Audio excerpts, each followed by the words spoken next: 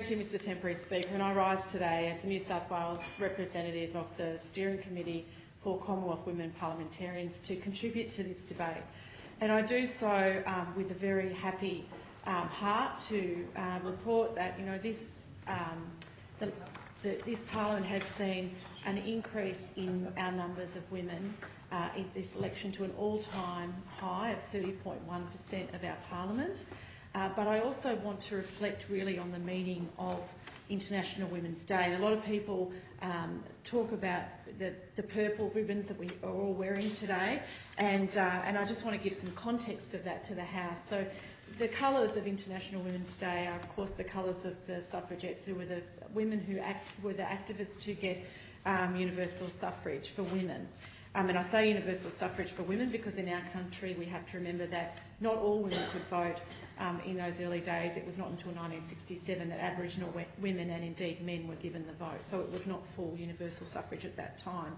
But the colours of the suffragette movement were green, white and violet, and that was to stand for give women the vote. And it was a very political struggle, and we see these depictions of their struggle, and the first depiction I ever saw in film of that was actually in the Mary Poppins movie. And you might remember that Mary Poppins, the woman that she helped as a child carer, was actually a suffragette, and she was the wife who went off to do that. And they were depicted in not a particularly strong and radical fashion, which to be a woman in that time and to fight for your ideals, to fight for equal rights, to be heard in the discussion and decisions about our nation and other nations around the world was such an important thing. And so it wasn't a nice sanitised Disney movie scenario. So I haven't had a chance to see the movie Suffragette yet, the new one that's come out, but I will be looking at that.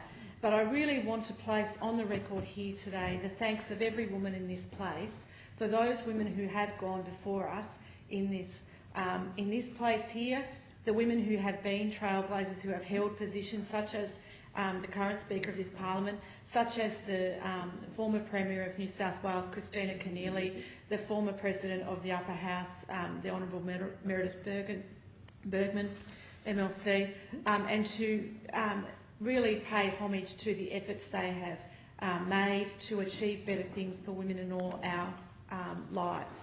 And it's very easy when we're talking about leadership and women's issues to think that it's really just about getting positions of leadership for that sake. But we really have to think on all the speeches we've heard today, and what we're all fighting for is equality at every level of society, and as long as there are those battles to fight, we will continue. Thank you. I think the